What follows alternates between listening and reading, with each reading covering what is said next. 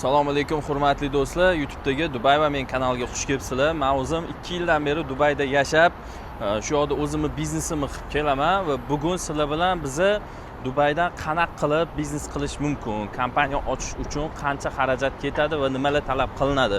Umuman o'zi chet el fuqarosi Dubayga kelib kompaniya ocha oladimi bemalol degan savollarga javob beramiz. Qo'limdan kelgancha hamma ma'lumotlarni berib boraman. Agar kanalimizda yangi bo'lsangiz, bitta like bosib, obuna bo'lib qo'ying, chunki bu bizning faoliyatimizda, keyingi faoliyatlarimizda muhim rol o'ynaydi. Ancha qimmatli ma'lumotlarni tekinga biz berib boramiz, faqat sizlardan poddeshka kutib qolamiz. Rahmat. Juda ham ko'p keladigan savollar bor. Bizaga birinchi o'rinda Dubayda nima biznes qilsa bo'ladi deb savol berishadi. O'rtoqlar, nima biznes qilish bu juda noto'g'ri savol. Har bitta odam o'zini qobiliyati, qo'lidan keladigan ishi, eplay oladigan ishidan kelib chiqqan holatda biznes qiladi. Hamma biznes zo'r, hamma biznesni eplasa bo'ladi. Dubayda Dubay bozori ko'pchilik o'ylaydi, Dubayda hamma ish qilib bo'lingan, umuman nima deydi, bo'shliq yo'q biznes qilishga deb, lekin aslida unaqa emas. Juda ham imkoniyatlar keng, hali ko'p sohalar egallanmagan. Agarda biznes qilaman deydigan bo'lsanglar, katta imkoniyatlar bor. Birinchi o'rinda kompaniya ochish kerak. Kompaniyani turlari bor, har xil. Siz aynan qaysi biznesni tanlaganingizga qarab kompaniya ochish rasxodlaringiz kelib chiqadi. Men o'zim yaqinda real estate kompaniyamni ochdim. Real estate, ya'ni biz uy-joylar sotamiz. Kompaniya ochish o'zi aslida unaqa qiyin emas, lekin ba'zi jarayonlari bor.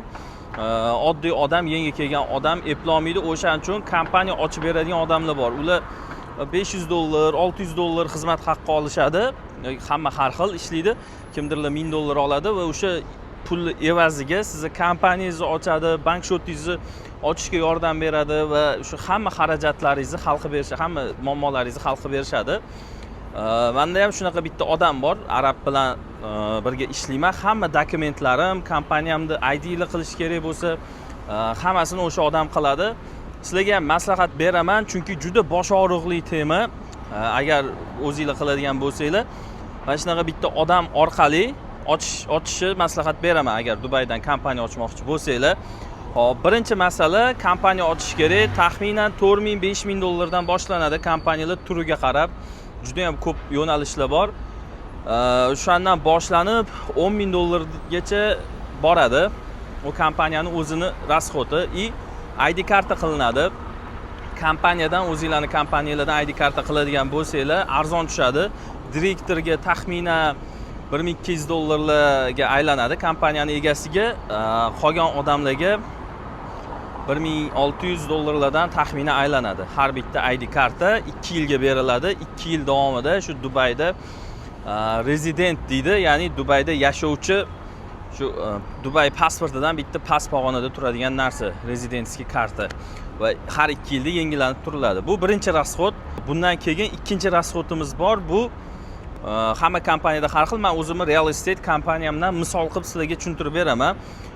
Eng qiyin narsa bu yoqda bank account ochish. Juda ko'p dokumentatsiyasi, yugurlari, o'zi o'sha pulini olib sizga ochishingizga yordam beradigan odamlar bor, kompaniyalar bor. O'shalar orqali qilgan yaxshi. Uni ham $1,000-1,500 atrofida xarajat ketadi. Bank karta ochgandan keyin broker karta degan narsa bor. Bizda uy sotamiz.